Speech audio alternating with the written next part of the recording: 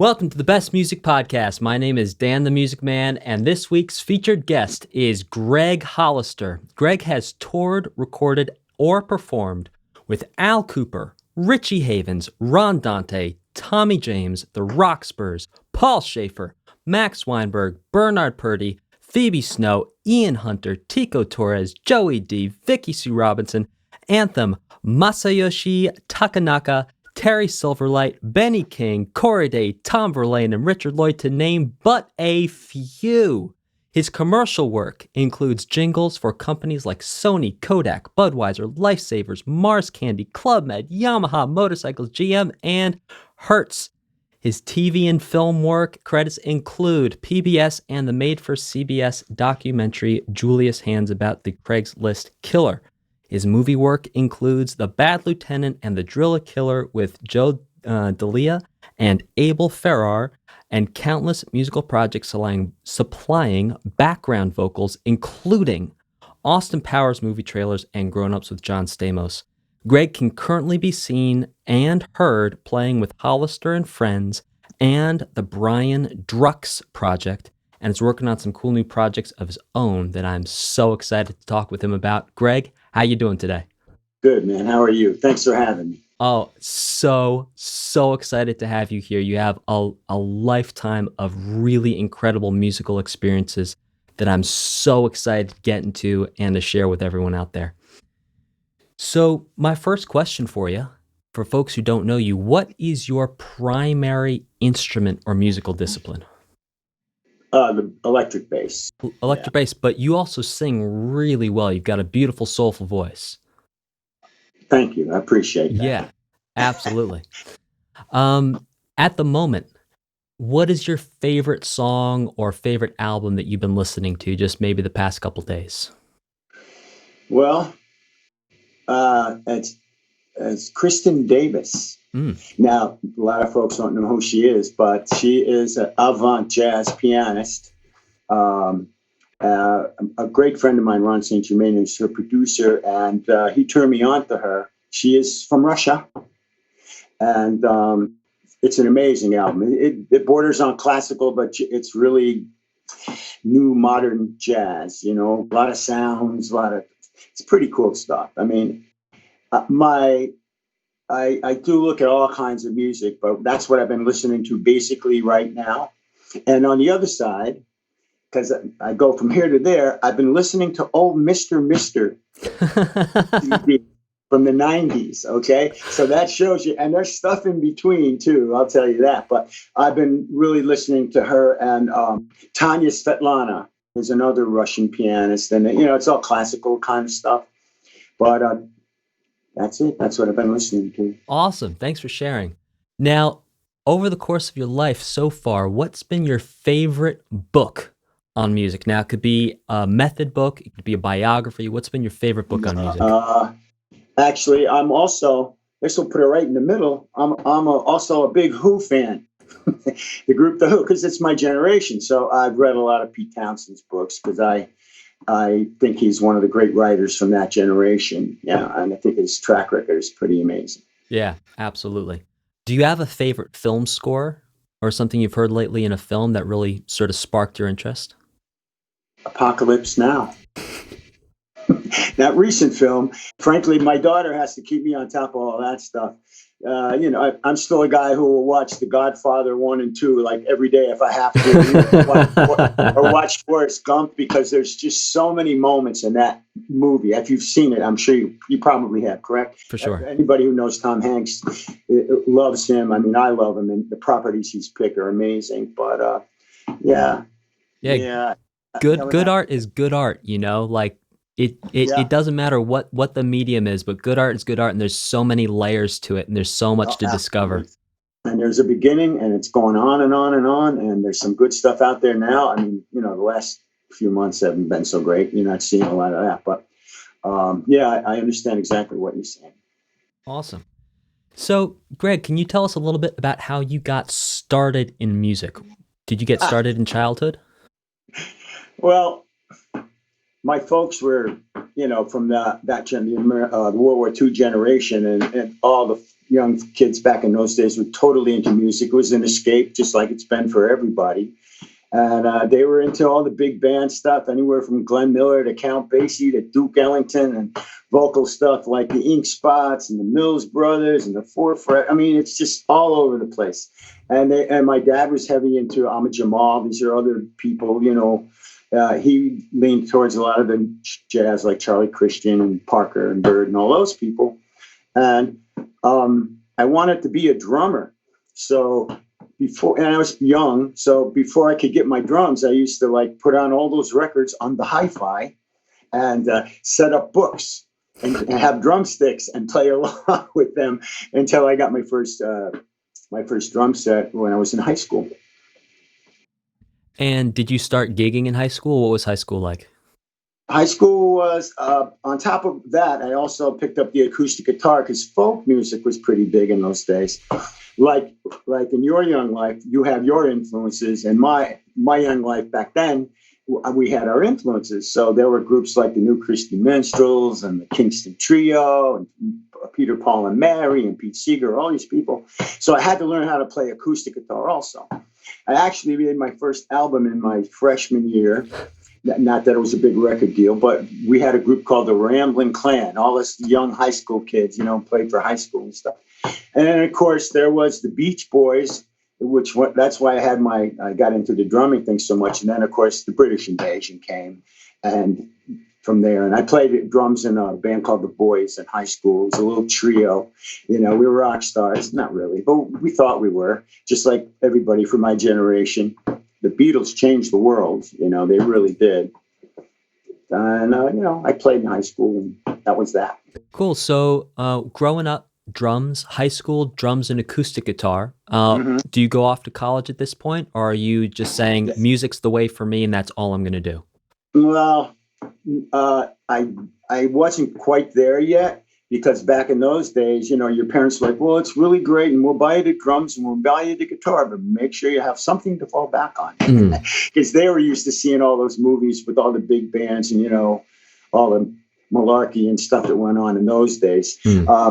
But I moved on to college. I went to Sullivan County Community College in the Catskill Mountains. That was a liberal arts school. It's your one jump until you go to a bigger institution. And totally overwhelmed with all the English music. And I got there, and there was a band that needed a bass player. Now, I didn't own a bass. So I found a bass. It was an old Hagstrom Black Beauty, and I got an amp, and I learned the material like in a day or two, and then I jumped off and made some money while we were in college. And that group was called, the original name of it was called the Mother's Sons, but there was a group called Every Mother's Son that had a hit out called Come On Down to My Boat Baby, so we changed the name. We ended up in the last year of the 2-year college thing with Cameo Parkway, which was the label that brought Chubby Checker and the Twist and Question Mark and Mysterians and all this other stuff. If you're a musicologist, you probably know some of this stuff. And we actually cut a couple singles, because there were singles in those days. And our producer was Terry Knight, who went on to be the producer of a group called Grand Funk Railroad. Well, I know in my bio that I sent you, I'm always talking about Rock Follies. Well, this is a perfect Rock Follies story. So before we jump into it, can we clarify for the listeners what you feel and what you're defining as a rock folly? A rock folly, and I have so many friends that have been there. Okay, we got this thing. We went to A&R people, and we're going to sign a record deal. All right, you know, and then you go through all the procedures, and then something will come up. It could be a manager, and I have a story like that if you want to hear it, who doesn't want to give up the group, or the heads at the record company go, oh, nah, this is not really what we're looking for. They put it on the shelf, and you almost got there, but you didn't. So in my mind, I said, well, that's like Rock Follies, you know? So a rock folly for you is a time in your life where you almost hit the big time, but one little thing came up that just threw the train off the tracks. Absolutely. Cool. So please go ahead and tell us your first moment where you almost hit the big time. Well, that would be one of them. Cool. That would be the first one. Okay. Because we were about to go on tour. Yes. Which is like, when you're 18 or 19 years old and, in that time period or any time period, it's like, wow, this is really cool. I mean, how did this happen? And then the record company folded. Oh, no. So the record company goes out of business that was going to put your record out. Out of business, even with all the money they made from Chubby Checker and the Twist and all that stuff. And there was no way you could get your masters and go to a different label? No, we didn't own any of that stuff. And we were totally naive. So I don't even remember what I signed. It was just like, oh, wow, we're making a record. This is really cool. So that was the first experience. So for listeners who don't know, masters or master recordings are when a band goes into a studio, it's like we could think of it as the original recording that the studio then hangs onto to hold power over the music. They can also hold it as collateral. Depending on the artist's contract, it could be that when the artist is finally paid off their recording fees, they might get their masters back, or they might get their master back after a period of time, maybe 5 or 10 years. So if a record label goes out of business, but you're able to take the masters, you could then go to a different record label and have them publish those masters and still have the songs out. So that's why I asked that question, just for the listeners at home. That was excellent. So is there another story? So this Folly that you just told us about, this was with the band that you were with in college. Yes. When you were your first electric bass, Black Beauty, that you found. It was a Hagstrom Black Beauty. Exactly. Yeah. And again, I had to learn this stuff pretty quick. So the other side of that story was the song that we did that was called Hang 10, all right? And it did go on to be a commercial, but only a local commercial for a perfume company that had, just by chance, had a perfume called Hang 10. Wow. So it was still working off the Beach Boys' popularity at that. I think it was 68 or 67, something like that, somewhere in that area. So, it was like, okay, well, that's cool. But when you're that age and everything is so brand new to you, we didn't have a clue. We had no idea. We just went to New York and were recording, and it's like, wow, this is cool. Right, and you're signing whatever they hand you to sign, not thinking about the implication, what's going to come after, not understanding the legalese. Right. And that's correct. And that was pretty standard for a lot of folks and those kids in those days. For sure. So, oh, wow, this is great.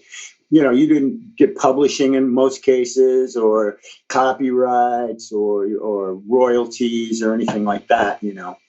But it was cool. It was the first step. For sure. And just to sort of clarify for the listeners at home, when we're talking about publishing, normally when you release a song, it's divided into two parts. 50% is considered writing, 50% is considered publishing. And normally there's going to be some split between the record company and the artist.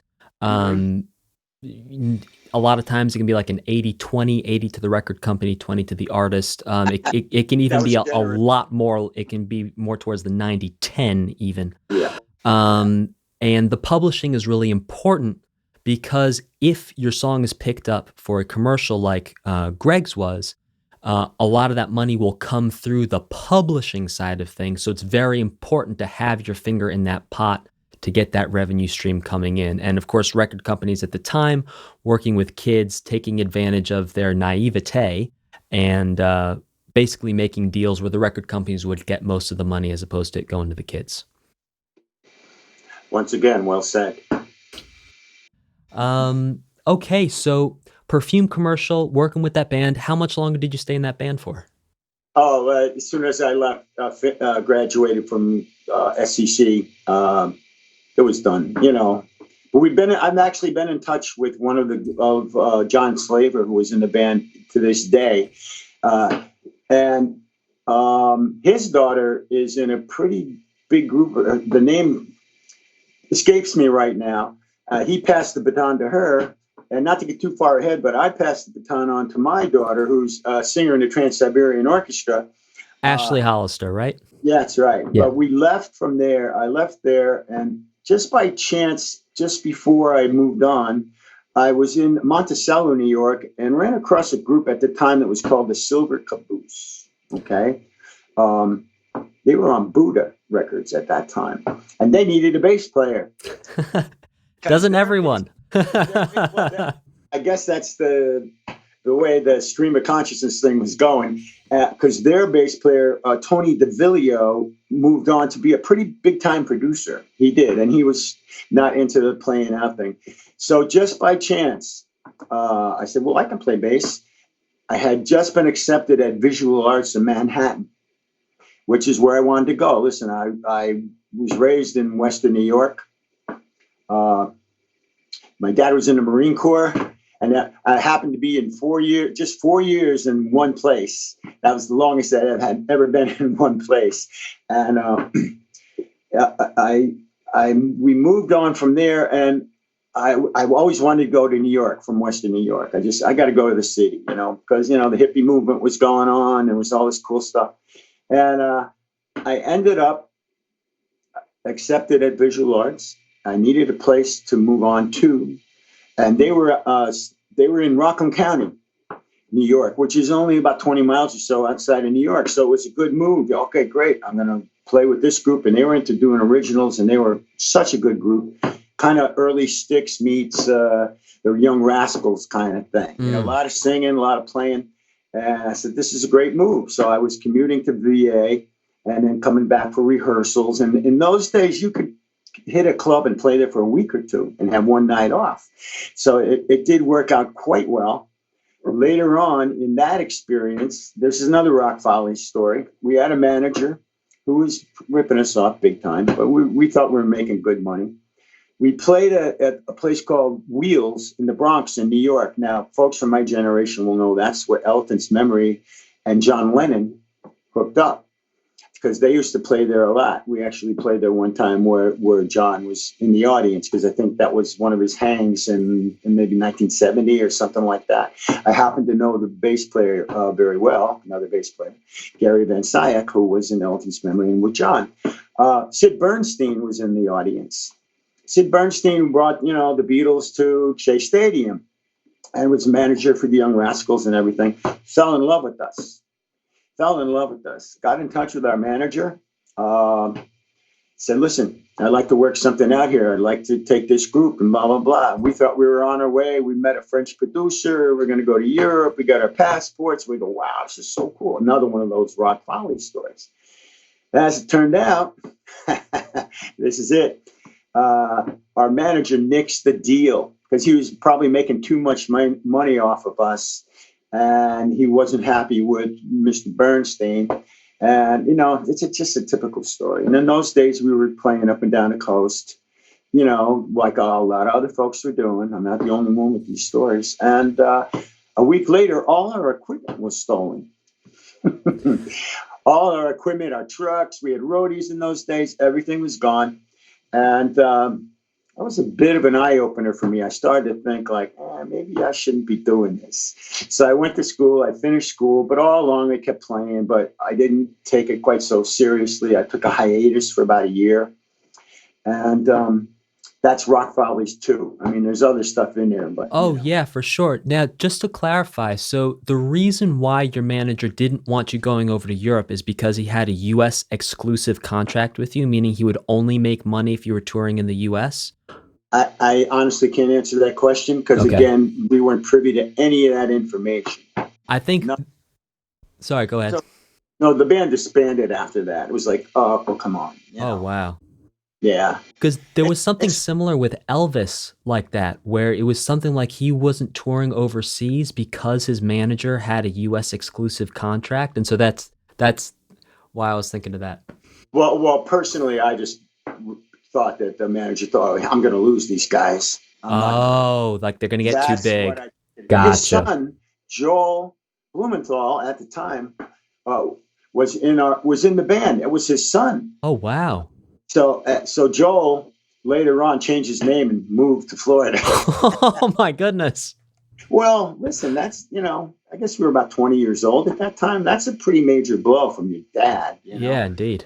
But, it's just another story. But it discouraged me for a while, but not for that long.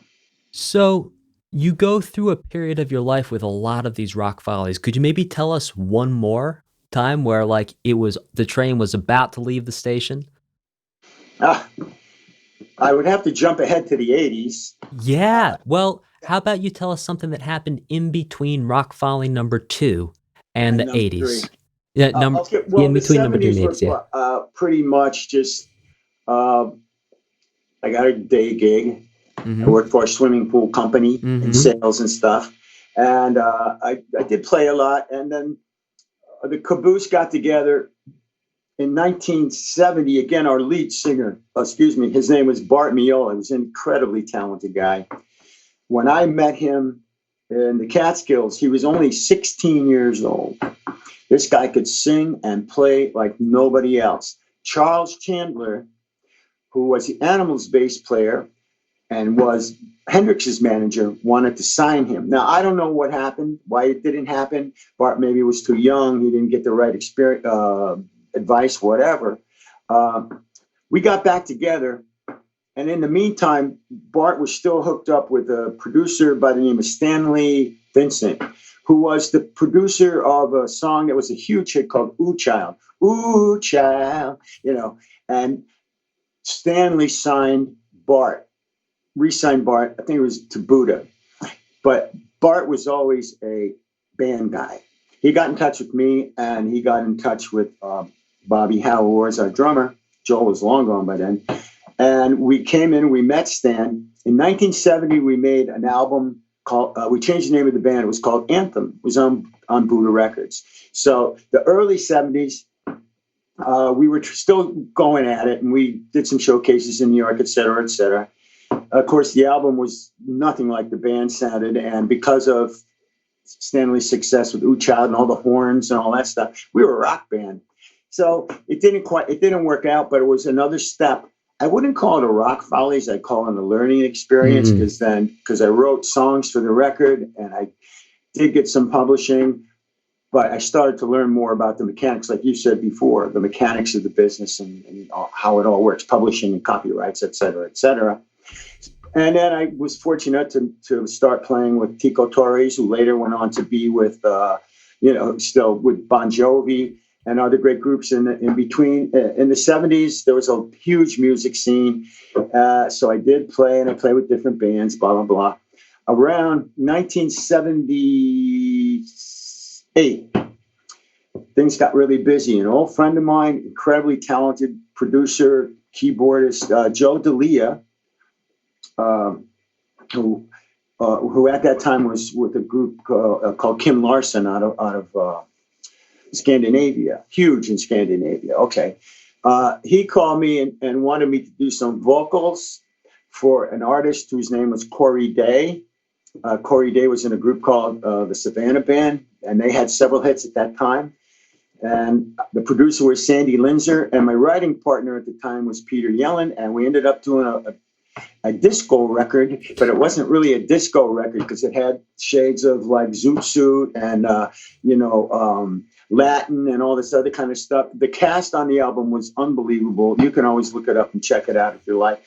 And also at that time, I don't exactly remember, but I got a call from another person who said this group called the Rockspurs on Dick James Music, which was Northern Songs was the Beatles publisher. Dick James was the one who signed the Beatles as far as publishing goes. Of course, Brian Epstein was their manager. And I said, well, this is cool.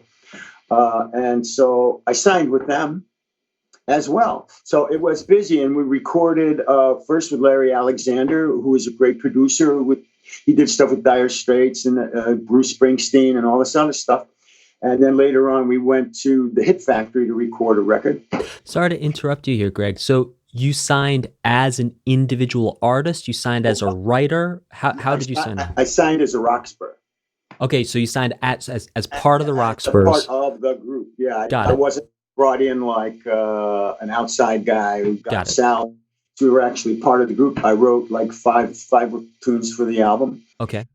Here's a recording, Rock Follies, real quick. Yeah. Wrote a song called Thinking About the Good Times. Robert Palmer somehow heard our demo. And from what I understand, he recorded it. So I was just signed with them and he found it or something. I don't remember exactly. And then he recorded it. So I'm like, wow, this is like way intense. Now, Thinking About the Good Times was more like Bad Case of Loving You. So, of course, this is a quick Rock Follies thing where it's like, well, it was he recorded, he loved it, but it didn't fit his Looking for Clues album, because that's when he went tech. Mary's always running around trying to find, there was nothing like, got a bad case of loving. It was nothing like that. Right. So there's a little Folly story, but I'm moving. I'm going forward a little bit. The end of the Rockspurs was because towards the end of the 70s, there was all the talk about, how extravagant it was and all this money was being spent by record companies. We were on Phonogram at the time.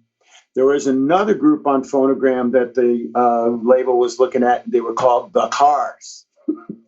I know the Cars.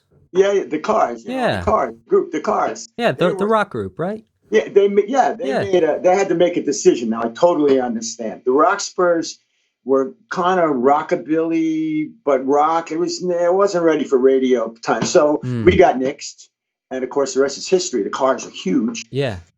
So I mean, that's another kind of story for you. Wow.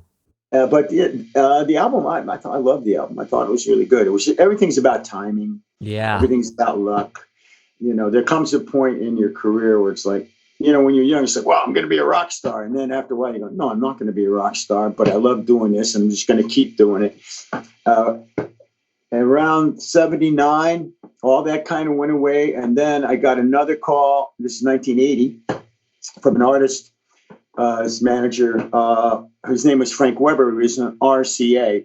He was looking for a bass that's player. RCA Records. That's the record company. Right. I don't even know if I don't think they're around anymore.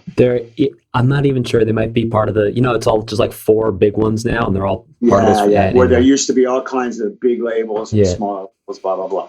And so I ended up doing vocals on his second record. I actually replaced Andrew McCullough and David Lasley, who ended up being with, James Taylor. So that was interesting. And really, what's wrong with what they did? And Frank was like, well, I just want to try something else. So I did the vocals with him. And then for his live stuff, he wanted to make a change. And I ended up playing bass and vocals and toured with him for a little bit. So you're singing lead at this time, not background. You're singing lead vocals. Mostly all backgrounds and bass. I'm real comfortable in that genre, And Frank was a great learning experience. The band was a great band, and that led me up to 1980. If you want me to continue, please! I'm loving it. So Frank also had his own Follies, and he just got disenchanted with the business. He had while we were touring in Florida on the Billboard charts, they had different genres in those days. He was on the top 10 with a song called You Can Come Home to Me. So I was like, okay. But then it's another manager story, and the rest is history. He parted ways. That was done. We were playing at the Bitter End in New York, one of Frank's last gigs. There was a gentleman in the audience who's by the name of Mark McMillan, who was out of Colorado, and he was in New York doing a trio thing without a bass player, doing this and doing that. And he needed a guitar player and a bass player. We were both in Frank's band, and we all both ended up with Mark, who was a great songwriter. He did all original stuff. He wrote a song called Not to Worry, which Chaka Khan picked up. So here's another experience. And it was very more jazzy, funky kind of stuff. Oh, sure, yeah. Because I'm always searching for different, modes to play. And we played for a couple of years. And then Frank went off. Quick clarification on that, Gregg. So 2 points. When you say you're looking for different modes to play, are you speaking specifically about the way musicians think of modes? Or are you thinking more in terms of different gears in which to put your writing? I should rephrase that. Different genres. Yeah. I've liked so much different music. It's like a jack of all trades, master of none. Yeah. That's what it was. I guess my attention spans are not that great because, I want to do this and then I want to do that and I want to do this. But those are wonderful learning experiences. Mark later has been Bobby Caldwell's second keyboardist, if you know Bobby Caldwell. What you won't do, you do for love. He's been with Bobby, and Bobby's written so many songs like Next Time I Fall in Love, I Know Better What to Do. They were all hits in the 90s. He wrote for Al Jarreau, for Cher, Chicago, all that kind of stuff. And Mark is still with him to this day, and we're still close. I just spoke to him the other day. Oh, that's amazing. So my second question for you is, you said, so you guys wrote this song that Chaka Khan picked up. Mark wrote the song. Mark wrote the song. Okay. Yeah. So how did you contribute to that song? By doing the demo. Okay, so when you did the demo, did you do the lead vocals? Yeah, I'm sorry. Mark was looking for a record deal also. Got it. I guess through his demos, some manager heard it, and right. Chaka did it. This is Mark's Rock Follies story, because it went on one of her less successful albums. Oh no. Yeah, well, you see what I mean by Rock Follies. Yeah, absolutely. In general. But Mark's been with Bobby for a long time, toured all over the place, and he has a group called Pricey Digs, which if you go to YouTube, you want to check it out. It's him and his wife, Ann, and he's still with Bobby, whenever he's going to tour again. And just all along this road, I've met so many great people, and we're still in touch with a lot of them these days. After Frank, while I was doing the Rockspurs in 79 and 80, I had started my own project and called it the Daryl Canada Project. I don't know why, but I know why, because when I was in the Rockspurs, they were saying, well, if you're going to change your name for the Rockspurs, what are you going to call yourself? And I went, well, how about Daryl Montana? Because it kind of Rockspurs, Daryl Montana. Yeah. The Daryl part stuck. And for some reason, I don't know, I have friends in Canada. I said, well, let's do the Daryl Canada Project. This is Rock Follies number 4. Rock Follies number 4. So, Gregg, for clarification, now this is your project. So up until now, you've really been what we might call either a sideman or part of the band. So to that point. Yeah, up to that point. So this is the first time where you're saying, listen, I've got enough experience under my belt. I've been around the merry-go-round a couple of times now. I've got a good idea of the landscape. So let me go ahead and create my own project. Now, did you make this project because you had a desire to express your own music as opposed to playing someone else's, even if you were writing on the record, but that you had complete creative control over something? That's well phrased. Yes. I mean, I'd always played in bands and had sung lead and stuff, but I wasn't the principal guy. So this was my first foray into, well, let's see if I can do this. I was kind of nervous and shy about it. But fate would have it that with Mark McMillan and Frank Weber, the guitar player, Larry DeBerry, who unfortunately is not with us anymore, but later went on to play with Blood, Sweat, and Tears and all, and Larry was phenomenal. I miss him dearly. Another friend of mine was Jimmy Vivino. Oh, from Basic Cable with Conan. Yeah. And a whole bunch of other, he's into Fab Four. This is back 1980, 81.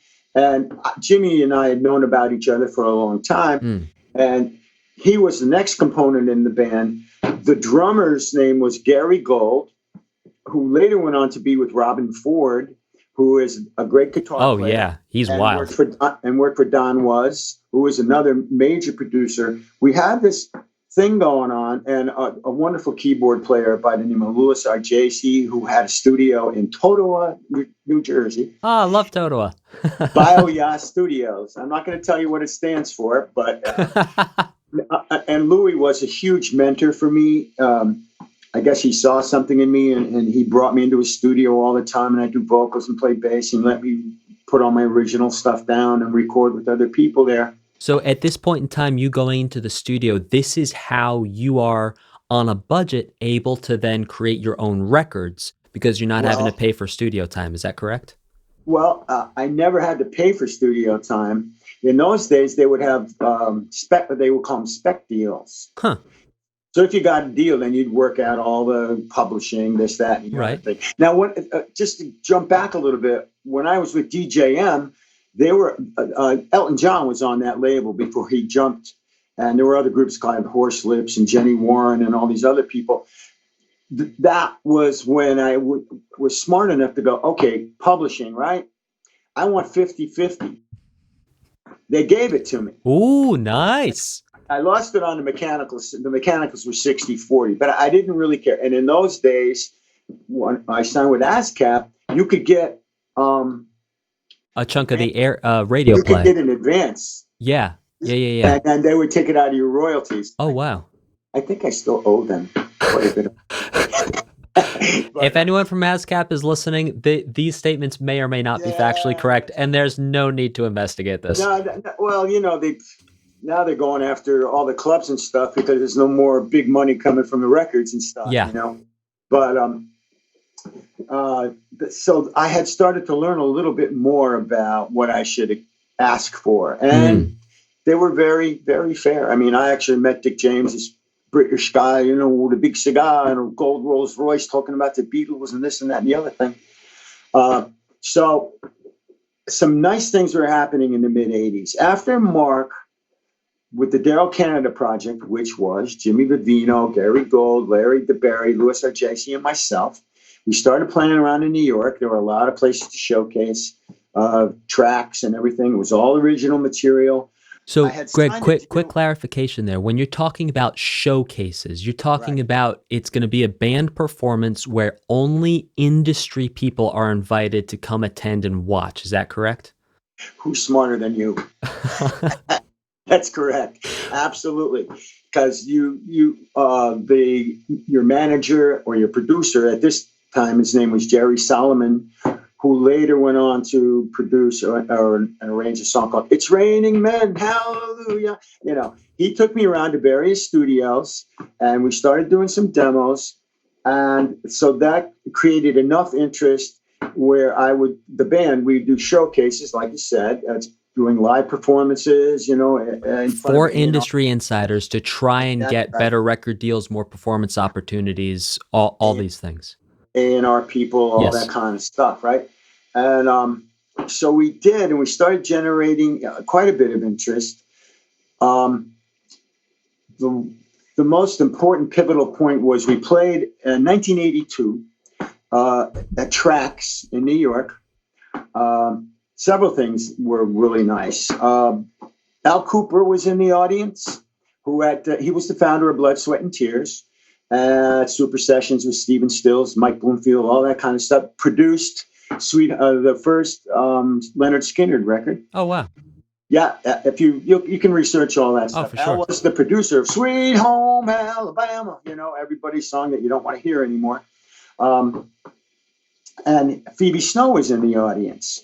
Also, who's now probably my best friend in the world, Ron St. Germain, who was producing at that time, also was there.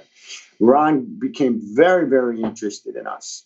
He worked out a deal with Jerry, and we were on our way again to Rock Follies, whatever the next number is. 4 or 5. We recorded a live recording at Soundworks in New York City. It was done live in real time, 10 songs, blah, blah, blah. It sounds like a record because Ronnie's doing everything in real time. If you research Ron St. Germain, he's got about 28 Grammys, blah, blah, blah. He's Creed and, all kinds of people. I mean, I can't even think of them off the top of my head. But, and so the listeners at home understand how crazy this is to do. Back in the day, to actually mix and master an album itself was a piece of art that took several days to coordinate. You need to have 10 guys with their hands on the mixers, moving faders up, moving faders down. One guy. And for this, we have one guy doing it in real time with the band, no do-overs, and he's making it sound fantastic. So this is really kind of an unbelievable talent that we're speaking about here. And he is an unbelievable talent. He really is. And again, if you want to research him. So that was going along very, very well. And so we got a spec deal with Atlantic Records. I think Aziz Goxel was in the audience. He was, I think, if I can remember correctly, a relative of Ahmet Erdogan and some other. Ahmet Erdogan brought, Aretha Franklin, Kareem, all the greatest artists to Colombia, I think it was. Yeah. Oh, really? And Aziz was crazy about us. So for 6 months, we kept doing all this work for Atlantic to try to develop it. In the meantime, Phoebe Snow loved us so much that she wanted us to be her band. We went to St. Croix to rehearse with her while we're waiting to hear the results of what I think it was Doug Morris at the time was the head of the record company. So you did a couple months of R&D. So you did a couple months of trying to figure out a sound, trying to figure out a market angle, getting all the business stuff. And then you sent that package off to the label. And while the label's reviewing that package, you're in St. Croix with Phoebe Snow. With Phoebe Snow, playing at a place called Grandstand Play, and it was in Christiansted. St. Croix was beautiful. It was owned by Tom Hadley, whom I'm still in touch with these days. We're talking a long time ago, dude. Nobody was, your parents weren't even thinking about what was happening way before you're born.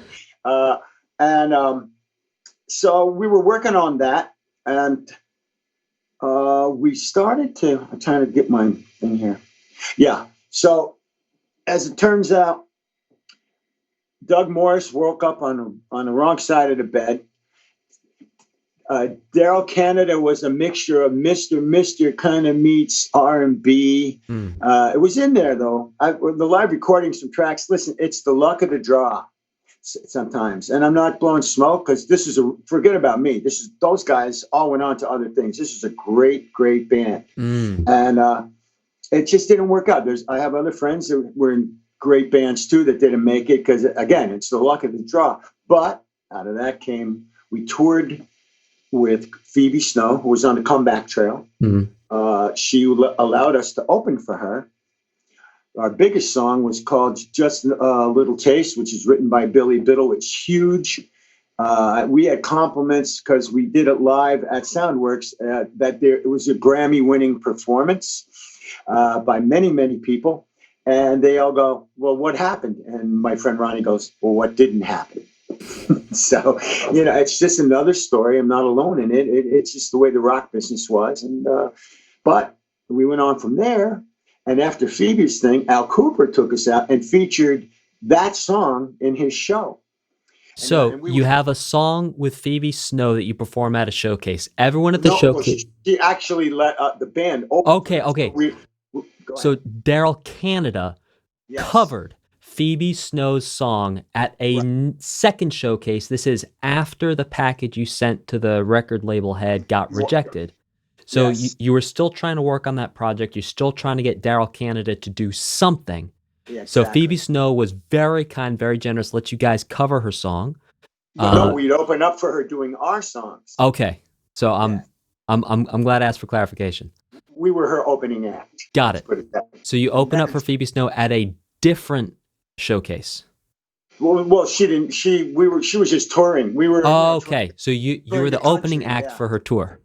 She let us, Got it. Which was like, wow, this is great, And then after Phoebe stepped down for a while, we did the same thing with Al Kooper, who featured the song I told you about, Just a Little Taste, and it was all good stuff. Yeah, and then I came to a point where I got married, so that would change the dynamic quite a bit. I did step down from it for a while. I got into corporate work.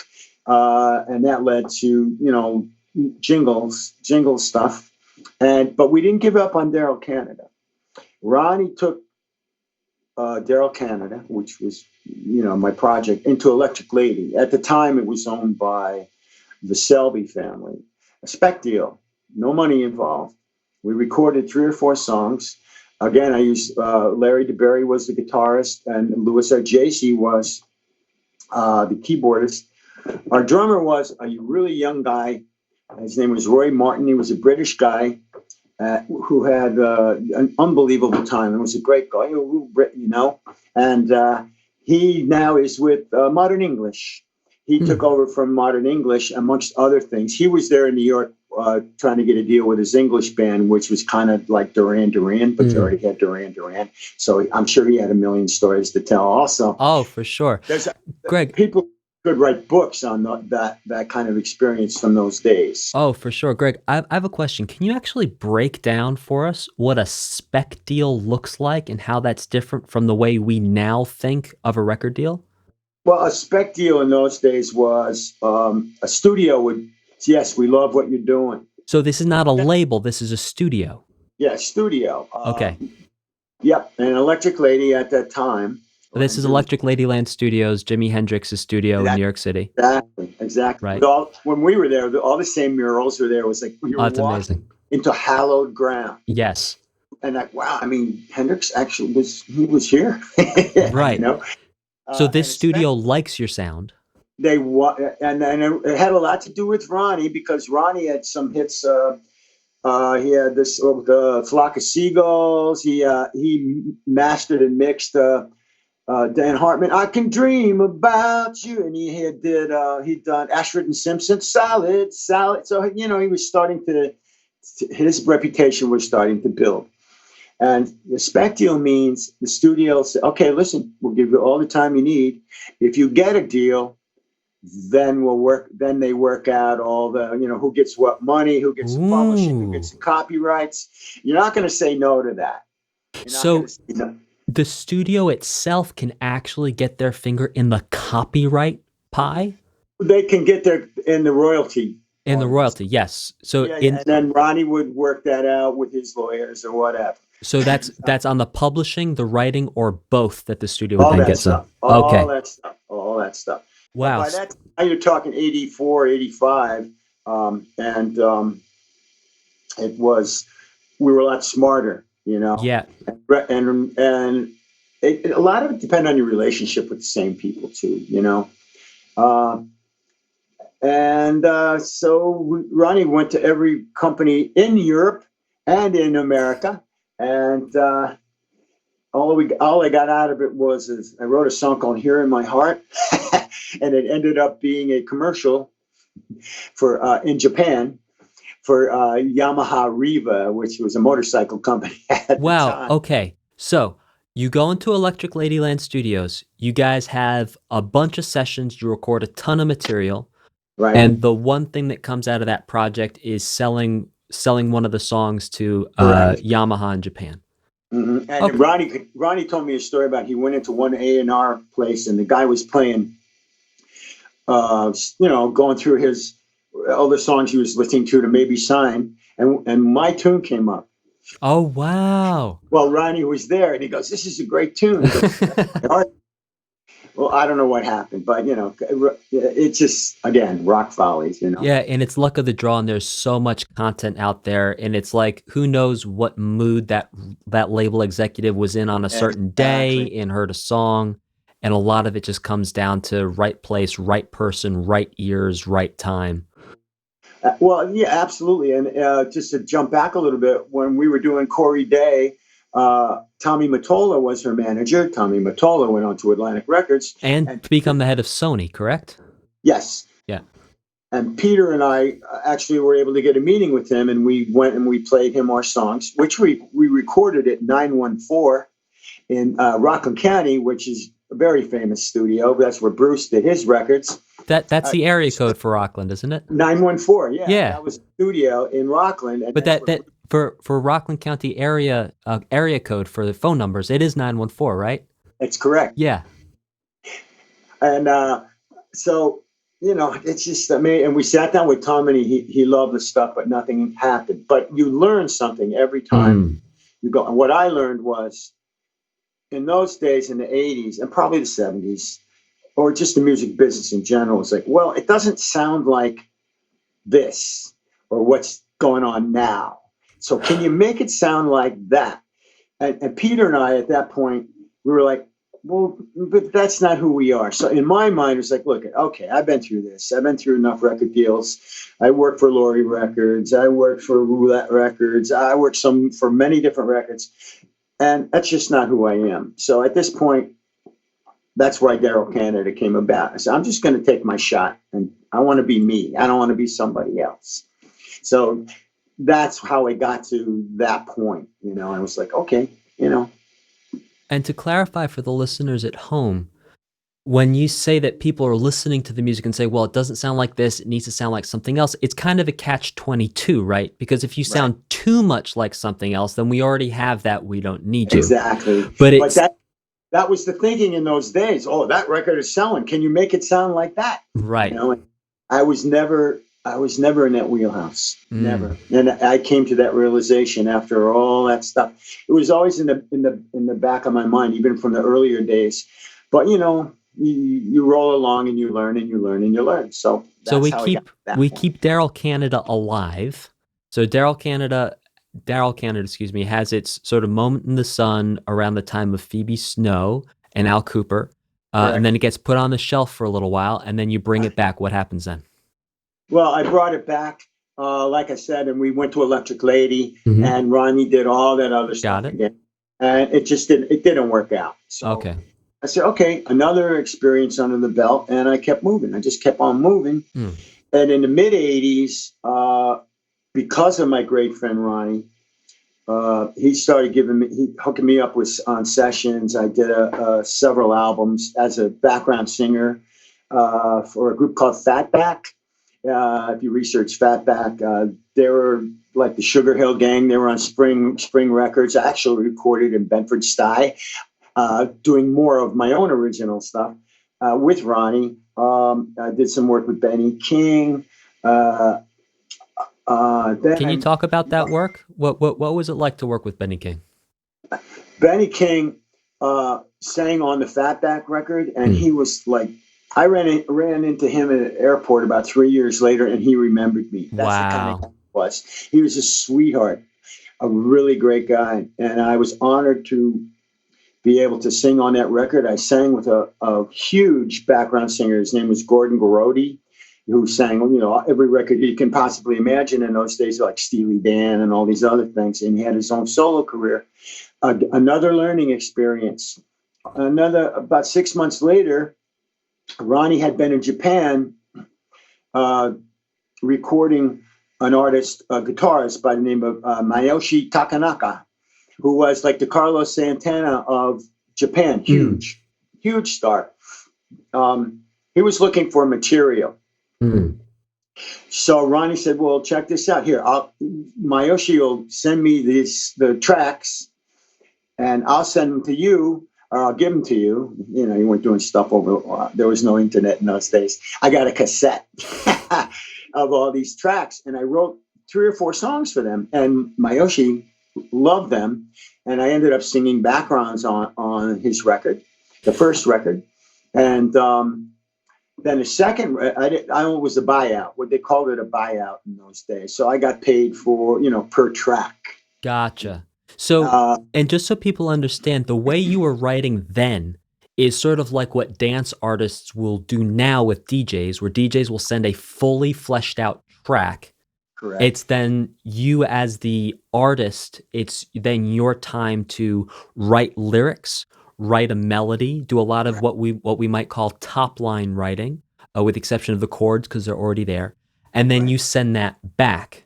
And then the situation for this was not that you would receive royalties. It was going to be a one-time payment for your work on that album. Correct.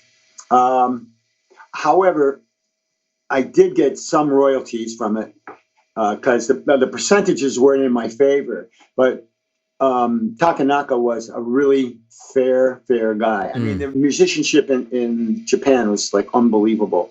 If you ever have a moment you want to YouTube him, there's like 1 million videos on this guy. I mean, he's pretty much unknown here in the States. That's not unusual. But in Japan and the rest of the world, they know him big time. So I wrote a song called Godzilla's Dream that was on this record. Godzilla, right? Japan. But there was a ball player playing for the Yankees at that time, I think, and they called him Godzilla. So that tune became a pretty big tune in Japan. Oh, wow. So I did see some royalties. Like I saw like 580,000 yen, which which came to like, $500 or something. Yeah, 5,000 to 500. Yeah. Right. Yeah. Whatever. I don't, Yeah, something like I don't know that. how it works out, but it was still, I'm still doing this, I'm still doing this. His next record, I did more, I wrote 5 tunes for, and he gave me a 50-50 split on that. So I started to see some nice, royalties from that. And up until about 10 years ago, they were still coming in. Wow. So, okay, all right. So that's cool, right? And that's how that experience worked out. The 90s came along. I was already married. I was doing more corporate work because I didn't want to be on the road so much. I started to get into Jingles. I had done a few auditions here and there. The jingle work was good, like working for J. Walter Thompson or other people. There were buyouts. I worked for a gentleman whose name was Glenn Taylor. A lot of the stuff I did came out of New Jersey. A lot of those commercials I told you about. I went to Europe a couple times to perform these jingle songs. I went to Monte Carlo. I went to France. I went to Portugal just to sing tunes, So that was all going on. For sure. Now, Gregg, can you break down for us what the process looks like for making a jingle? So how does it start? Like, who calls you? And it depends on who you know. Okay. Which is like anything else, right? Sure. I got recommended, but a lot of the jingles I did was through this tailor-made studios in Caldwell, New Jersey. And you get the call. Yeah. And Glenn has the music, and he says, "Look, I want you to sing these commercials. I want to do." I did some of those with Frank Weber in the old days, but and it's a very simple process. Okay, here's the song. Here's what you want to sing. Boom, do it, and that's how that worked. So, are they playing you a demo? Are they handing you sheet music? How is it being presented? In my case, it was mostly I'm self-taught, so I would be able to listen to the melody and look at the lyrics and just do it. Right. That's the way it was. Like picking up the bass, never played the bass before. I'm not blowing smoke, but it's whatever. That's the way it works. You've got what we would say really good ears. I had an ear for those things. Right. So you hear it, you hear the melody one time, maybe 2, 3 times at the most. We go through it. Right. And then you have your lyrics, and then you can retain in memory the melody. I must tell you. And then you sing back. And I don't mean to interrupt. Sorry. Oh yeah, no, go ahead. I must tell you, in those days, and there are other guys just like me. If you went into the studio and you nailed it too fast, they said, "Well, we're not getting our money's worth." Oh no! Doing commercials where I would go in and I maybe have to sing something 50 times. No. 50 times. And they would always settle on either the first. Oh my gosh. But it was a good experience. It taught you how to keep doing it, fortitude, how to deal with producers, how to change. Yeah, or if they want to change something, how to do it this way, do it that way.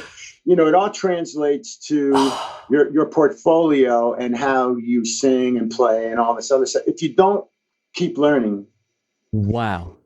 Like in life, if you don't keep learning and you don't keep moving on to the very end, then you haven't gotten the full extent of why you're on the planet. So, Gregg, was the reason why they were asking you to do it multiple times twofold, in the sense that, number one, they had to justify them being there in their job, but number two, that when you are working for film, a lot of times there's going to be, especially when advertisements and marketing's involved, certain words need to be emphasized in different ways.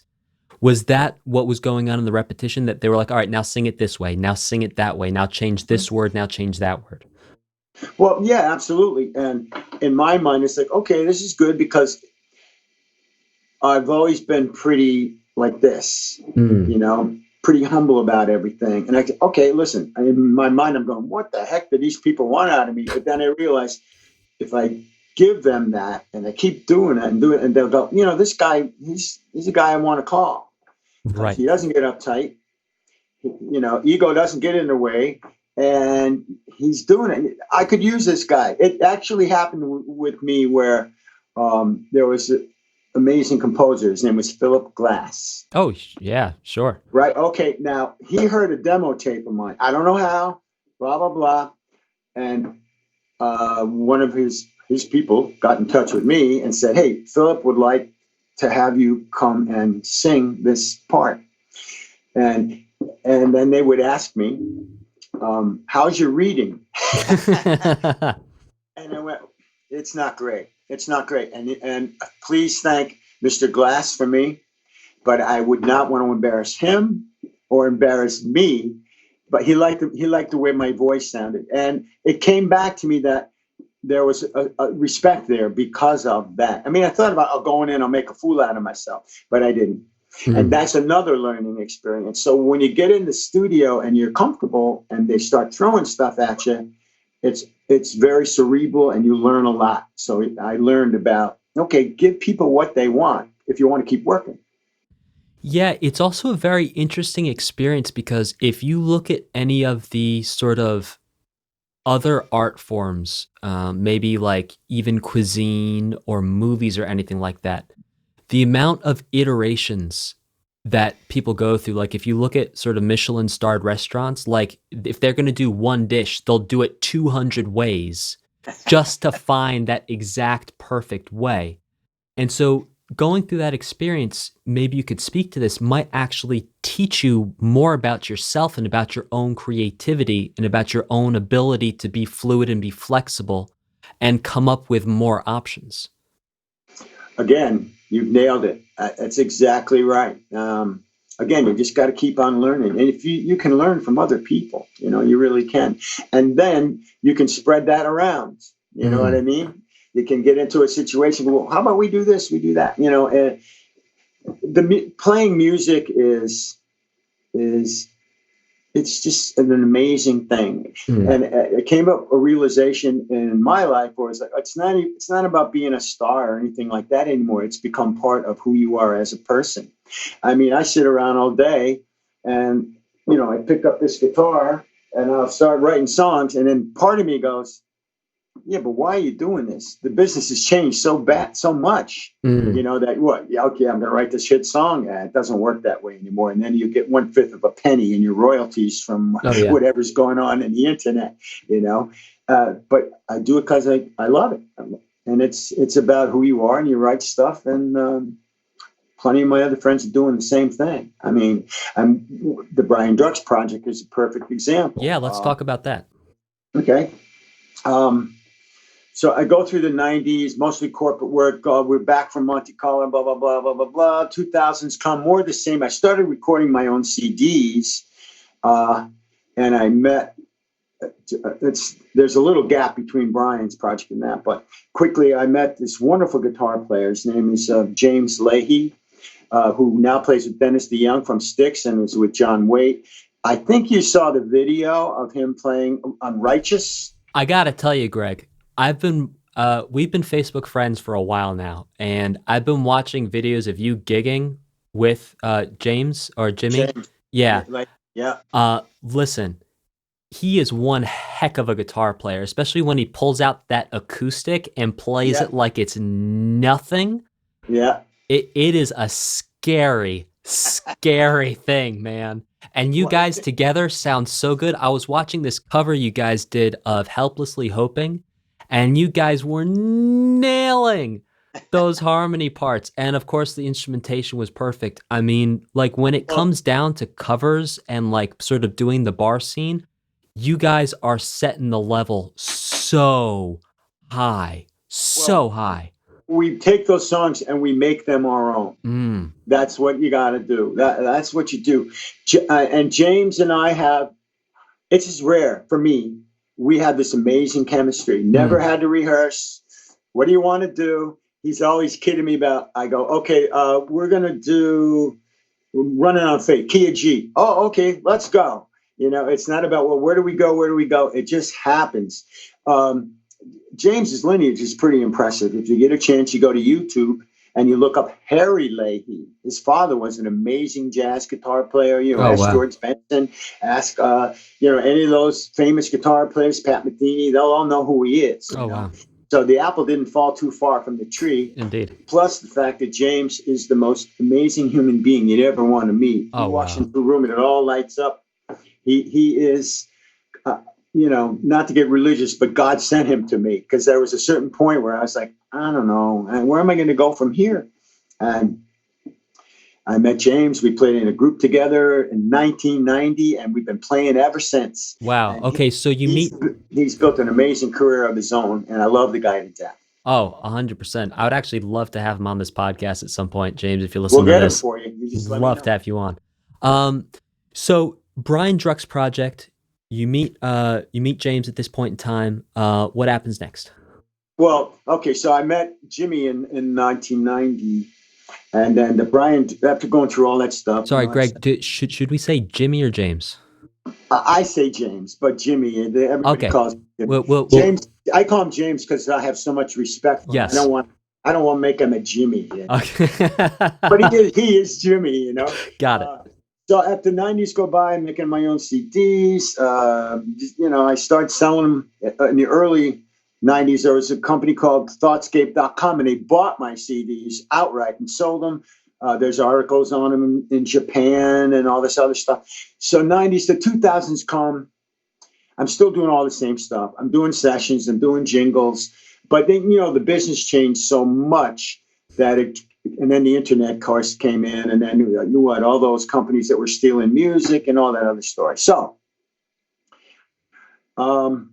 mid to 2000s, I started thinking, I want to have my own group again. I've already met James now. And I start doing Hollister and Friends with some amazing musicians as well. James is the guitar player. Terry Silverlight is the drummer. Here's another guy you want to check out, whose track record is amazing. He's played with everybody from Roberta Flack to Billy Ocean to all these jazz people. He was a prodigy. At 14 years old, he's playing drums with Phil Woods. Phil Woods, if you know him at all, played on all the Steely Dan stuff. He was a solo artist. In the jazz world, he's a god, Okay, cool. And I was playing with Terry, and another gentleman was unsung. His name was Brad Ellis. He's the keyboard player. If you've seen some of those videos. Brad Ellis is another scary guy. Yeah. Another scary guy. I was listening to this one tune you guys were covering in some bar somewhere, and he comes in with this like chromatic jazz infused stuff over this funk beat, and I'm listening to it like, who is this human being doing this stuff? Like, he's great.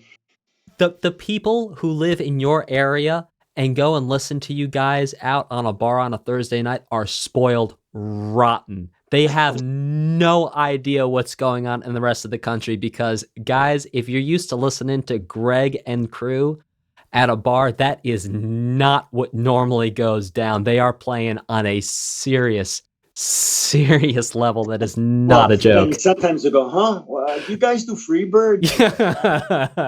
and I've also been blessed when James wasn't available to have several other wonderful guitar players. Rob Reich is a wonderful player. I've had an opportunity to play with Dave Gellis, who's another great guitar player, who also was with Blood, Sweat, and Tears and played with Stanley Clarke and all these other people. Occasionally with Richie Rano, another great guitar player who was in a group called Stars. If you YouTube Stars, they were signed to Kiss's label for many years and played in front of thousands of people. Richie's a great guy, but Jimmy's the cat. Yes, Jimmy's the cat. That combination, and occasionally we were fortunate to get a great drummer. His name was Lee Jeffries, who was on another video I've done with Drew Nagel, who is another great artist that I work with. I've been blessed to work with a lot of people. It's not mainstream, but again, learning from my experiences, I don't care. You're making such stuff. We make them our own. That's what we do. Exactly. It's like at that point, the money and the recognition doesn't matter, because you're making such satisfying music with such good people that the experience in and of itself is the reward. Correct. And it's spiritually satisfying. Yeah. Absolutely. There's a lot of spirituality in playing music. And if you've seen some of those videos and you see what's going on between the musicians, there's a communication going on. It's not just playing, because you could put some of the greatest players on the planet in the same room and they're making music, but it's because they're so great. Are they making this communication? I've seen it, yes, work really well, and I've seen no. It's like, well, okay, they're just up there doing their thing, and it's still working because they're who they are. I'm not who they are, and none of us feel that way. We get together and we love to play, and some folks really get it, and I'm appreciative of that. Oh, really, for sure. Really had a good time, and it's like I'm taking a walk through memory lane. So through the 2000s, again, doing all that stuff, getting to the Hollister and Friends era, which was going really great until there's one thing I left out.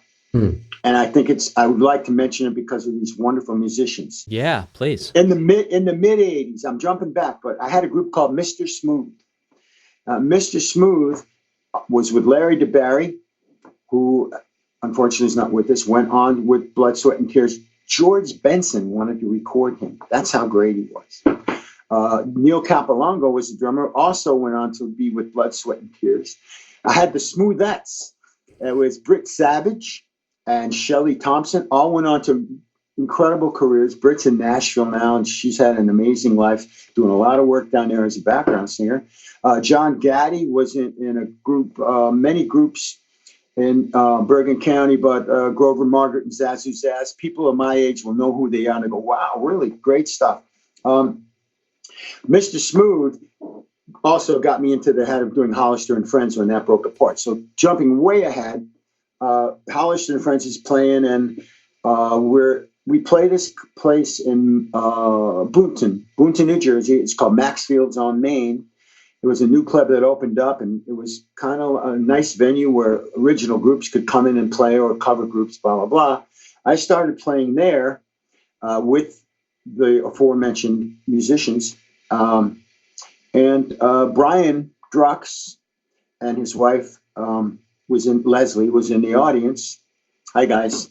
And he, in those days, by that time, I had all these CDs that I had made, and I've never been much of an entrepreneur, and I'd be walking around and say, here, have this, have that. And I gave a couple to Brian. He goes, let me pay you for it, man. And I go, no, it's okay. Music is music. I don't put a monetary value to this particular type of music. And all my friends go, what are you, nuts? But that's what happened. And I guess that struck Brian in a certain kind of way, who is a very successful entrepreneur in a business that he owns, but always loved music. And he's had his own stories.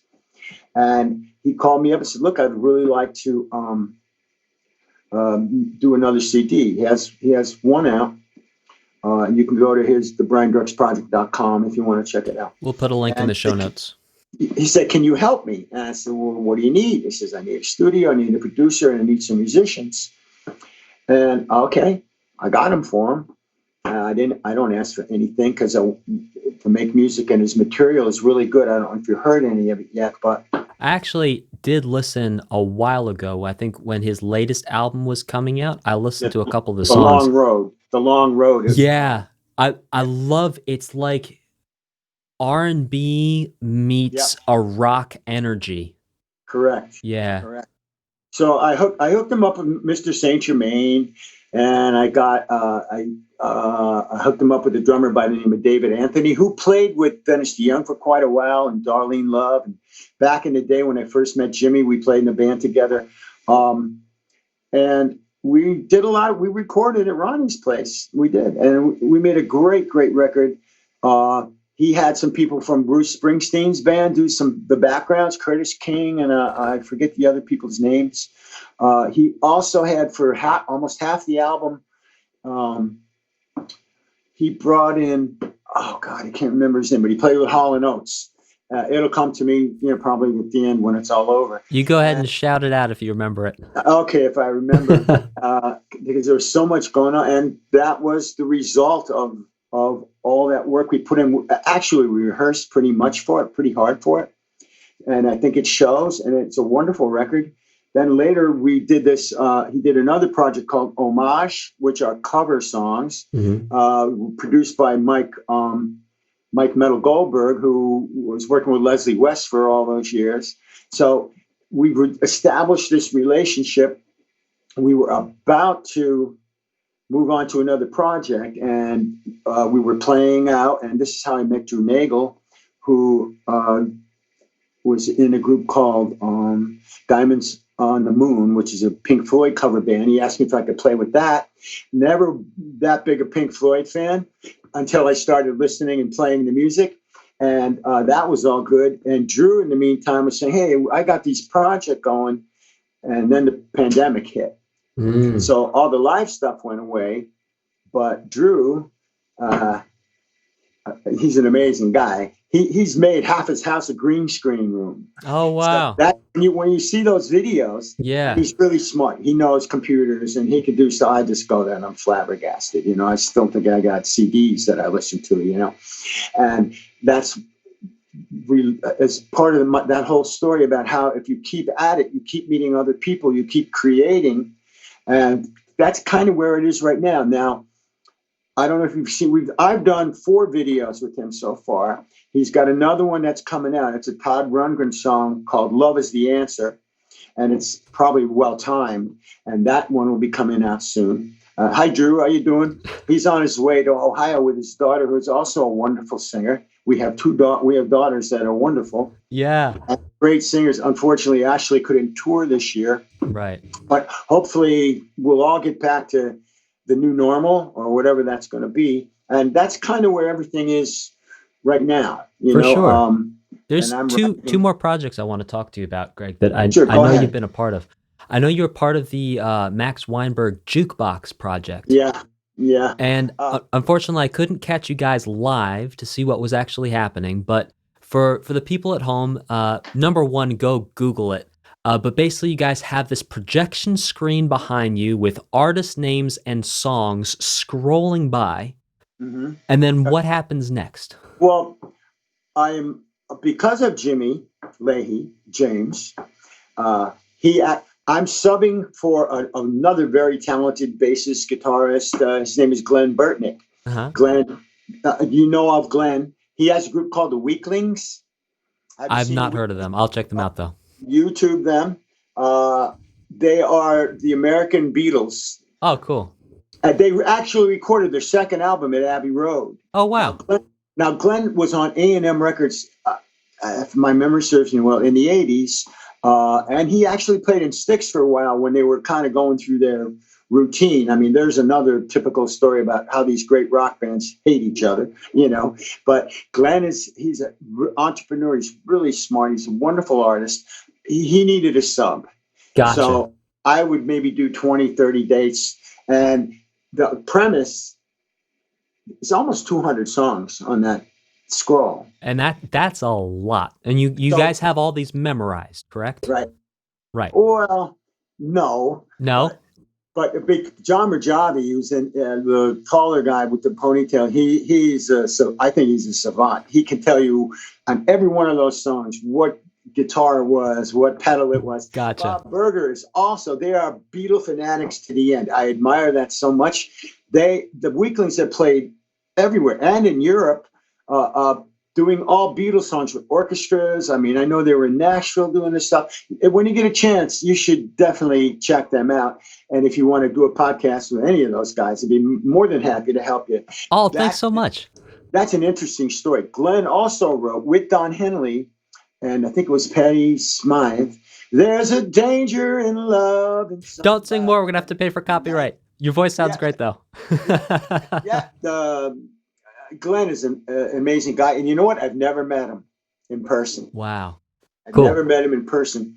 But so that's how it works. Now, Max would go into the audience and, all right, I want you guys to see that screen. I want you to pick some songs, blah, blah, blah. And they'd pick songs. Now, he had a way, even if there were songs that he wasn't sure he wanted to do, because he'd bring in a whole bunch of them, and then we'd play the songs. It was an amazing experience. I learned a lot from Bob and Max and John, and that's a really great experience. Hoping to get back to it if Glenn needs somebody again, and we'll see what's going to happen from there.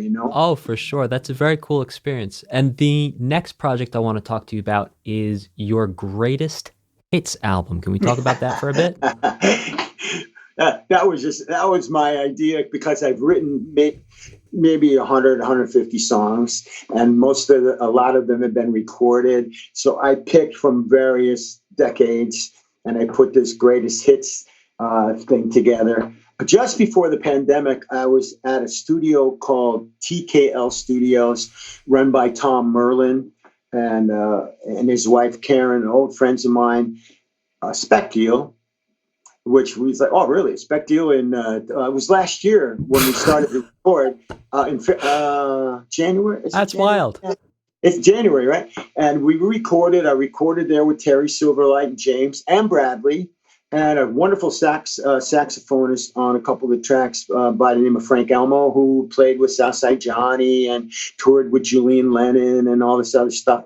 So can I make sure I've got this right? So you're taking the songs you've written throughout your career, now you're re-recording them in the studio. They were all mastered. Okay, so you're taking the masters and you're now compiling the masters. I compiled them, exactly. Got it. I compiled them for that. And it was just like, I got to do something here, just to, And it was interesting listening back, because what most people like me when they're writing songs, Brian will probably say this, when you first do them, you listen to them, you're like, no, I shouldn't have done that. I should have done this. I should have done that. That's the artist mentality. And then if you listen to your stuff down the road, you go, you know what? That wasn't so bad, because you're so critical of everything you do. I mean, so many times I just cringe. You go, oh, I can't believe I did that. And then you listen to the stuff years, you go, oh, okay. So it was probably the right thing to do. And that's just the creative process, For sure. So when is this? The greatest hits was that. So is Greatest Hits out now? Can we buy it, or is it going to be released soon? I have to get that stuff together. I don't sell any of my stuff. Got it. But TKL stuff was coming along really, really well. It was called. It's hopefully still going to be called. It's called Under the Covers. Okay. Now, I took these cover songs and made every one of them my own, and they run from the Neville Brothers. Yellow Moon. I did Purple Rain, the Prince tune. Were they all songs that were prefaced by a color? Yeah, the color of music. I guess. There you go. And John Hyatt songs are on there. There's one original on there called Bugaloosa. I think I did 10 songs or so. We're working on it. We're starting to mix. There's a Delbert McClinton song on it. But I'm making them all my own, because you saw the videos of those four guys, so you can imagine what it's. We'll break out into some more jazzy stuff, and then drop cool. back to R&B, and then hit rock and roll. And we covered "We Love the One You're With." I did a song called "Wherever I Lay My Hat." That's my home. It was old Marvin Gaye song. So there's a lot of cool stuff. And then, of course, the pandemic hit. So I haven't been able to finish that. I'm hoping to get back to that at some point in time. And will people be able to find it on your Facebook page? Yeah. Okay. I'm on SoundCloud. I've got to sit down with the cats that really know how to put this stuff together, because I don't. But I will at some point. I guess you can put stuff on CD Baby and iTunes, but there's also a service called DistroKid. What is it? DistroKid. Okay. It's cheaper. I'll send it to you. It's cheaper than CD Baby. And it gets you on all the current platforms. Okay. I do want to plug your Facebook page for people who want to look you up. So you can actually search in Facebook for Gregg Hollister and Friends. That's Gregg. Gregg Hollister and Friends. Or you can go at Vocal Bass Dude G-Man. That's VOCALBASSDUDE, the letter G, MAN, to get directly to Gregg's Facebook page and to check out all the awesome stuff he's doing. I highly recommend you follow him. He does post videos quite regularly of himself out playing, and it is just a joy to have that show up in the Facebook feed and to be a part of that. Trying to keep it positive, Yeah, for sure. So, Gregg, what we're going to do now is we're going to move on to the second section of the podcast, I'm going to ask you some questions about performance and creativity. So maybe some musicians who are just starting out, who don't have the same life experience, who have not been around the merry-go-round, can hear from your experience and maybe learn something from what you've done. So on a regular gigging night, so you're out playing, how late do you stay out playing? Geez, in the old days, you'd be out till 1 o'clock, 2 o'clock. Times have changed. But up until all this stuff was happening, you usually play at least till 12. Till Put 12? in 3 hours. Okay. Which for me was perfect because, especially with Hollister and friends, sometimes we would play, 2 hours, 3 hours. We wouldn't even take breaks. I've done duos with James, where it's a 3-hour gig and we'll just play straight through. So we didn't really follow the 40-20, 40-20, 40-20 thing too much. But generally, club owners got it down to, 3 hours. About 3 hours. 9 to 12 or whatever. Now, I've been doing some duo gigs. I did a couple live gigs with Brian over the summertime. It's 3 hours. It's usually 9 to 12 or 8 to 11. It's a fluid situation, but back in the day, man, you would go. When there were gigs at the Shore, there Jersey Shore bands playing at different times. You might start at 12 o'clock at night. Wow. In the 70s, especially, when there was music everywhere and clubs everywhere, and music, 6 nights a week, sometimes 7 nights a week. But now it's, my generation, the boomers, they don't go out too much anymore. and your generation and all the young kids coming up, they're into a whole different vibe, Yeah. That's just the progression of the way things are, For sure. But everything that goes around comes around, sometimes. Absolutely. So after a night out gigging, about how many hours of sleep do you get so you can go out and do it again the next day? Like what's your optimal sleep to then go out and be able to play 3 hours again the next day? Well, like remember now, during those periods, I was also working. Whoa. But you know what? For me, it was a lifestyle because it started when I was going to college, especially when I was with the Caboose in the days, and we'd play gigs, and I'd get up and grab a bus in Spring Valley, New York, and go to the Port Authority. You lived in Spring Valley? I did. I grew up in Chestnut Ridge. Oh, really? Yeah. I lived on Red Schoolhouse Road. No way. You were in a little bungalow in 71, 72. I think they knocked it down and built a big building there. But it wasn't Chestnut Ridge at that time. It was still South Spring Valley, because Chestnut Ridge came a little bit later, right? I'm not sure. It was always Chestnut Ridge when I was there. Oh, okay. So, wow. Because I think it got so big they made it its own separate postal zip code. And I had some great drummer friend of mine who lived there, Spencer Strand, who's now in Nashville playing drums. Red Schoolhouse Road, back in the day. That's wild. Back to my point. I had been doing it for so long, or I could function on 5 hours. But function is different than like showing up for a gig and like feeling good, and you make it to the end of the 3 hours, and you might be tired, but you're not like wiped out. How many hours of sleep do you need to get to that point? Well, just to preface that, I could be really tired and get to the gig, but once you start playing, so it's an adrenaline thing. Wow. And it's also called love of playing. I have this saying that many of my musician friends might agree with me that, well, at least in my case, you can have 2 people there, you can have 200 people there, you can have 2,000 people there. You're going to give the same show because you're going to reach somebody. And even if you don't reach someone, you're going to reach yourself, and you're going to elevate yourself to a higher level, and you're going to elevate the people who you're playing with to a higher level. That's correct. And it's an accomplishment. That's just the way I feel about it. That's the way I do. Because there are musicians out there that can blow me away. They're so talented.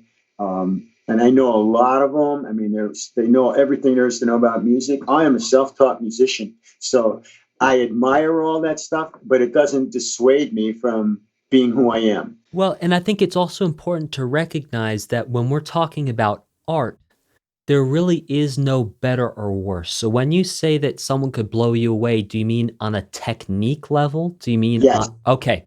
So technique vocally, instrumentally, both? Well, probably all of those things. Okay. So fair enough. I'm not blowing smoke, but I'm pretty humble about, I know what I can do and what I do, but I know it reaches people. So that's the most important thing. Right.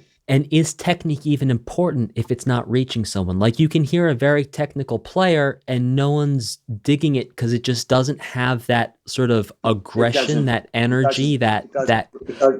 You're right. It doesn't resonate with them. For Right. instance.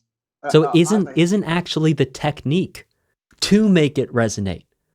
So actually, couldn't you argue that you're actually blowing a lot of people away because of your technical ability to connect and make it resonate? I guess it depends on what you like and what comes from the heart. Sure. Because there are all those technical people which I admire, and they have their own persona and their own heart and getting that stuff out there. Oh, and, for sure. You see a lot of chops people now. Like a Victor Wooten or someone like that, where it's you feel the music and the technical level is just... It's off the hook. I mean, I admire all those guys. I mean, some of my favorite players are Pino Palladino. Oh, yes. Chuck Rainey, or in the rock world, you got to look at Chris Squire, you got to look at John Entwistle, you got to look at Jack Bruce. I mean, John Paddock too. It just goes on and on and on. I, as a bassist, use the bass as a way of supporting my vocal. And a lot of times I find myself while I'm singing, I'm playing those notes as I'm singing. So, and I don't really practice the bass. You just play it. I spend more time on the piano because I studied piano for a while. I'm a huge Bill Evans fan, who's this amazing jazz pianist, jazz arranger for Miles Davis and many others. Yeah, all his stuff. He is my favorite jazz pianist.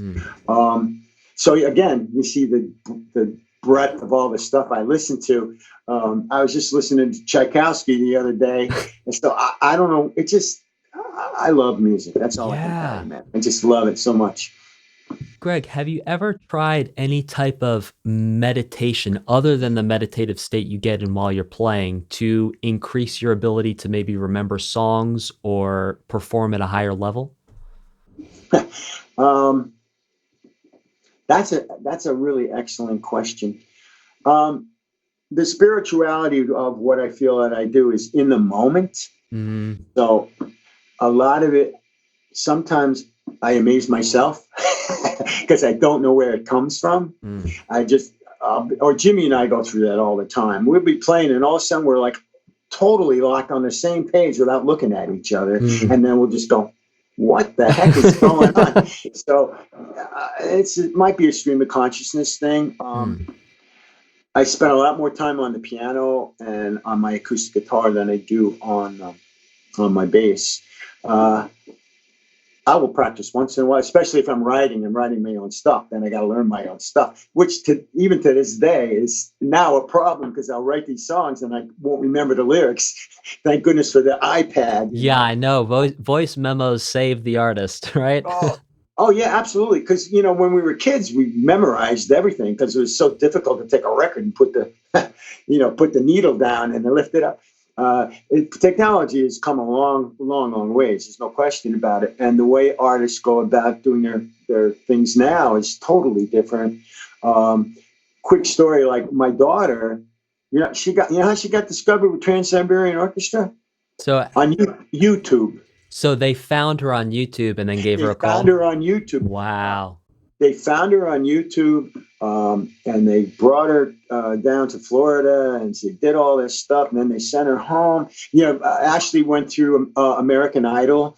She didn't make it the first time. She went through the second time, and she got to top 50 with her great friend Jamar Rogers, who ended up on The Voice and was in the top 10.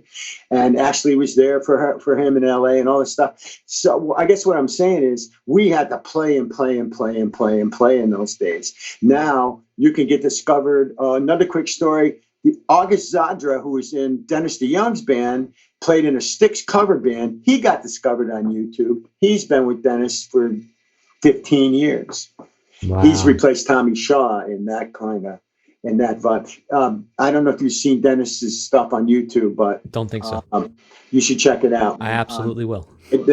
But I guess what I'm saying is we had to work our butts off.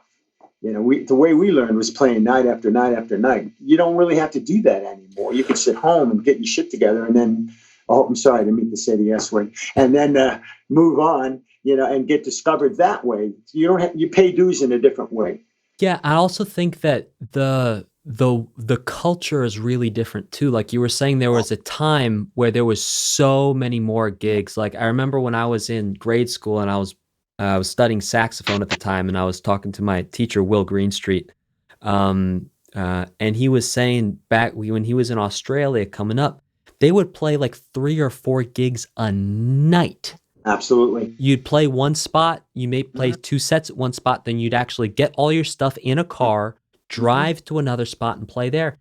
And that, I mean, unless you're in the city, I know some guys in the city, if you're really in high demand, you might play maybe 2 sets a night, maybe for like some jazz guys and stuff like that, running around on different gigs. But that whole thing, it just doesn't exist anymore.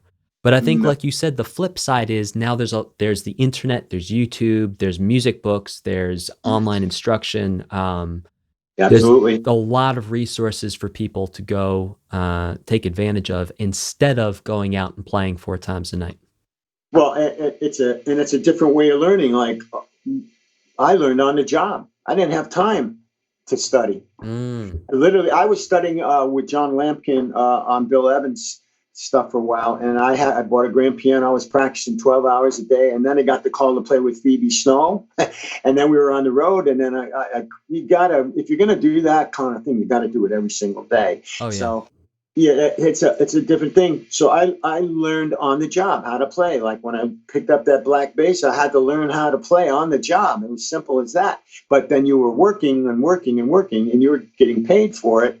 And that's just my path. Now there were people of my same age that took the other path. They went to music school. They did. God bless them. They like Jimmy Vivino or Jerry Vivino, his brother. I know tons of people that are magnificent musicians who took that path. It's not the way I came up. For sure. Is there a time of day that you feel more creative? Like, is there a time of day where you get more songs, or you just feel more like creating something new as opposed to just practicing something? It happens both ways. For instance, last week, 2 weeks ago, we're working on this video for Drew, and I'm writing material, and I woke up in the middle of the night.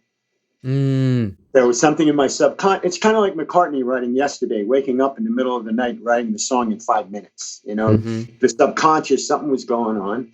And it ended up being the title for the song that I wrote called Footsteps in the Sand. And I don't know if you saw that video. That's the black and white video with me on the upright bass. Don't think I've seen that one yet.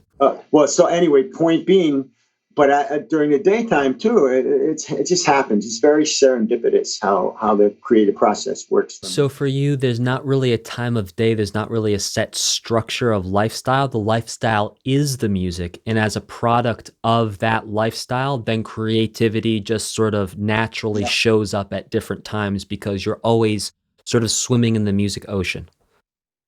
Yeah, and I always carry around this little recorder. Perfect. Recorder right here. It's in my car, and something might come up, and I just hit the button. And I start singing, or if a lyric comes up, I'll start doing that. I know a lot of cats that do that. They do. Oh, for sure. So that's just like a little Zoom or a little Tascam that you got. It's like you use it. Yeah.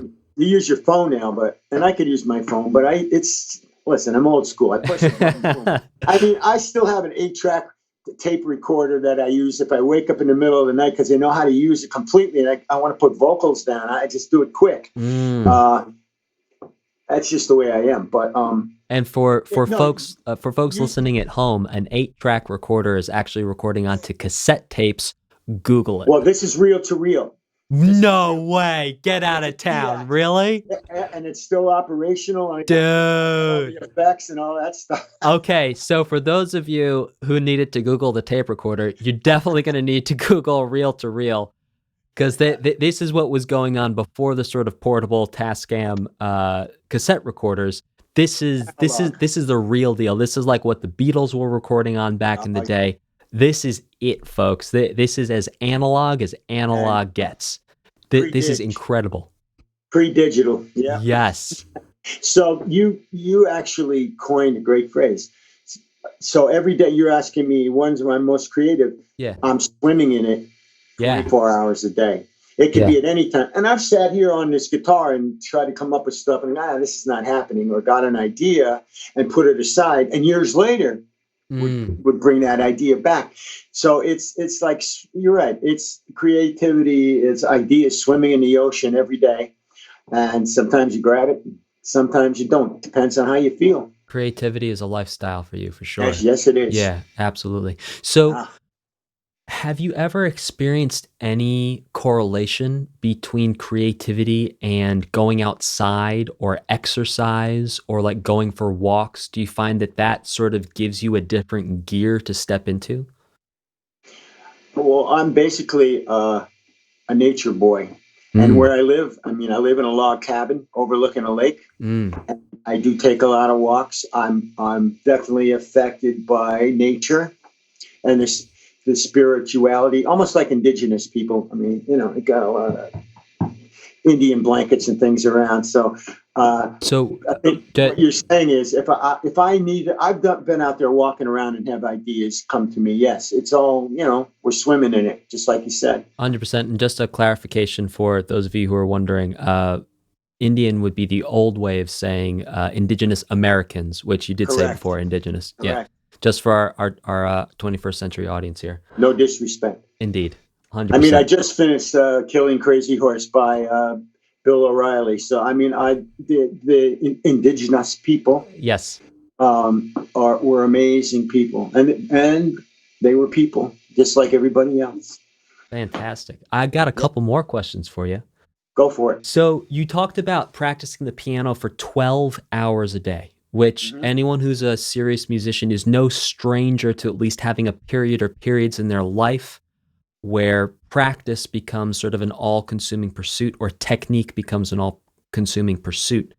Have there been any other times where you practiced more than that, or is that kind of like your max? And again, I understand all these questions come with the caveat of understanding that you're kind of in that practice zone all day. But when we talk about a 12-hour practice day, I'm assuming there's a level of intensity that comes with that. So what times in your life have you reached that level of intensity of practice? Basically, that's probably the only real time where I would practice that much, because for some reason, and it's unexplainable, except that particular artist, Bill Evans, touched me in such a way that I knew I could never be like him, but I tried to understand what he was doing. And I was fortunate enough to have like Professor John Lampkin help me with all that stuff. But what came out of that that lasted about 5-6 months, and I would go to lessons every week. 12 hours a day for 6 months? Well, I wouldn't say every day, no, but I always practice every day. I would have to practice Con Alma or Autumn Leaves or Waltz for Debbie, and I was, not that I was getting it perfectly, but I was just so into wanting to learn where that particular vibe came from. And then it all got taken away from me because I had to make a living, and I went out, like I said, go out with Phoebe or Al Kooper and then all this other stuff. But to this day, there's not a day that goes by where I don't listen to Bill Evans. Oh, for sure. Now, a concept that I've been exploring a lot recently in my own practice, in my students, and also talking to other musicians about is sort of the magic 4-hour mark in practicing and attention span. So, and again, it's going to be different for everyone, but it seems to be I'm starting to get a consensus. And actually, one of the reasons why I'm doing this podcast is to try and get a better consensus. Up to what time, and the key word here is effective, up to what amount of time in a row do you find to be effective when you are practicing? You mean as far as the time frame? Yeah, well, but it's not just the time frame. It's like you can practice for 12 hours and not get a whole lot done because sort of in your first 2 hours you were actually learning stuff, and then past there you're just sort of forcing yourself through the motions. So what's the span of time that you find that you're able to really stay focused and stay effective in your practice? Well, my personal experience is it depends on if you're in that moment. There's been times where you might be practicing and you hear some riff you're trying to get together, and if it doesn't happen, there comes a point where if it's not happening, you got to set it down. You got to let it go, and then come back to it. Perhaps there's been other times, especially when I'm writing and I need to think of bass things or guitar things. I could start, say, randomly at 1 o'clock, and then turn around and look at the clock, and it's 8 o'clock. Because it depends on what's going on in your brain or what your creativity thing is going. And it could be, I think it applies to practicing. I don't practice the bass that much. So I can't take something else. Let's say guitar or piano. Yeah. Well, if I'm writing, I could spend hours doing it. I don't really set a time frame. No, for sure. But I think practicing's different than writing, because writing is a purely creative generating process, and practice a lot of times can be a more technically driven process. Yeah.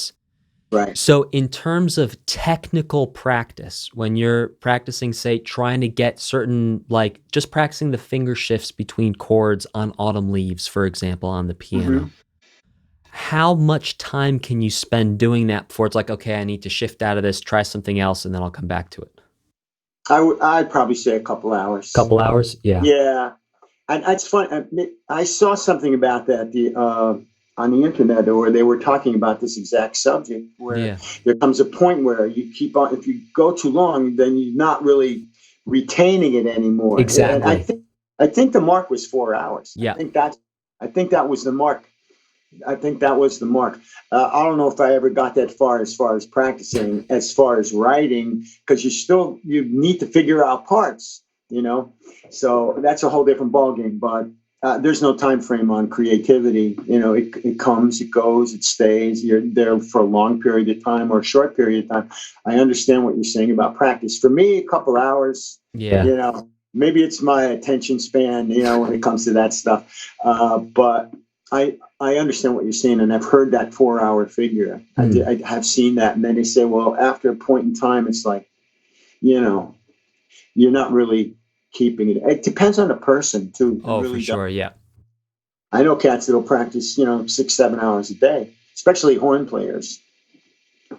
Yeah, I'd be really interested to talk with them and find out their feelings on like what their attention span feels like at the 5 hour mark, at the 6 hour mark, but.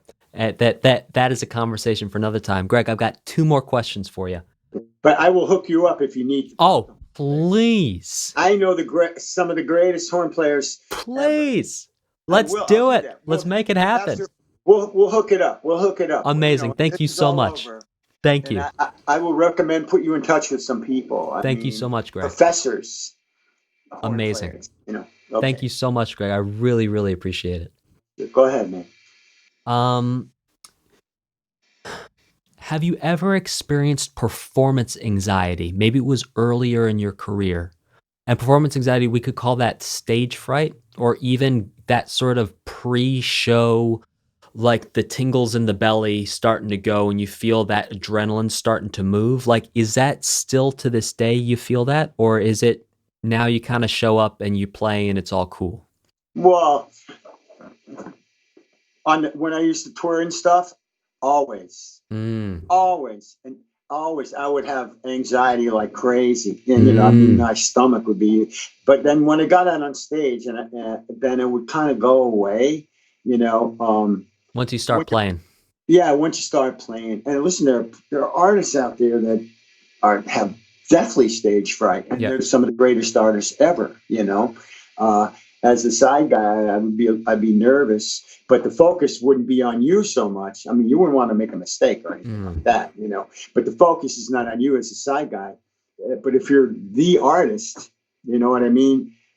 It's pretty intense. And when I worked with Phoebe Snow, she had stage fright like you would not believe. Oh, wow. As great as she was, there were times I can remember being on the West Coast where she actually canceled gigs from stage fright. Yeah. And she was magnificent. She could break glass with her voice. Wow. Yeah. But it's just stage fright is an interesting thing to look at.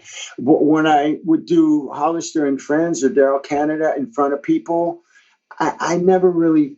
I had a lot of confidence in what I was doing. I never really felt, a little pre-stage butterflies, but I never really felt anything. When you play in clubs, it's like, hey, I'm not here to set the world on fire. I'm here to try to reach some people. To this day, now that's the same kind of thing. For sure. Now, when you had performance anxiety, when you were doing these larger shows, what did that feel like? Was it just sort of like buzzing, mind racing type of a thing, heart rate up?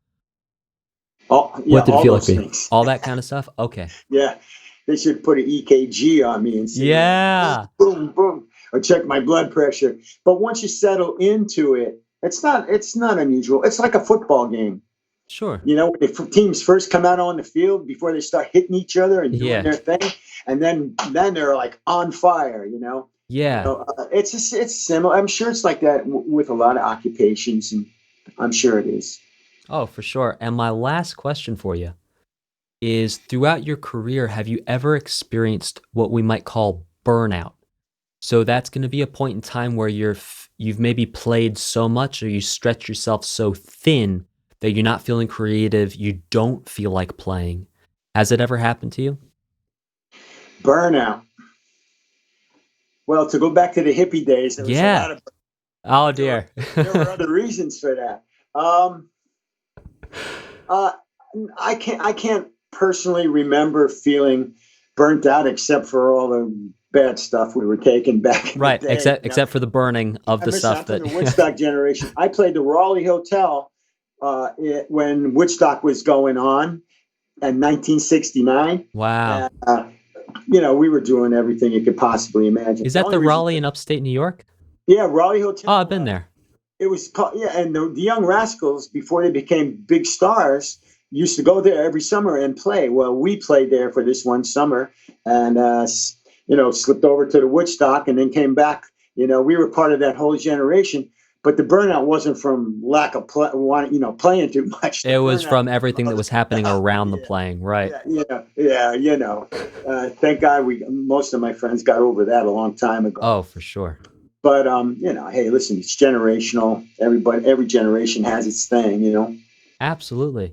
Well, what an incredible conversation. So much knowledge, so much wisdom. I'm sure so many people are going to get so much out of listening to your experiences, understanding what different record deals look like, looking at the rock follies, and just the understanding that the talent can be there, the band can be there, and just one thing has to go wrong and everything goes off the rails. But you persevere through it all to sort of find your end of the road. You've got this amazing group of musicians you play with now, releasing some great stuff.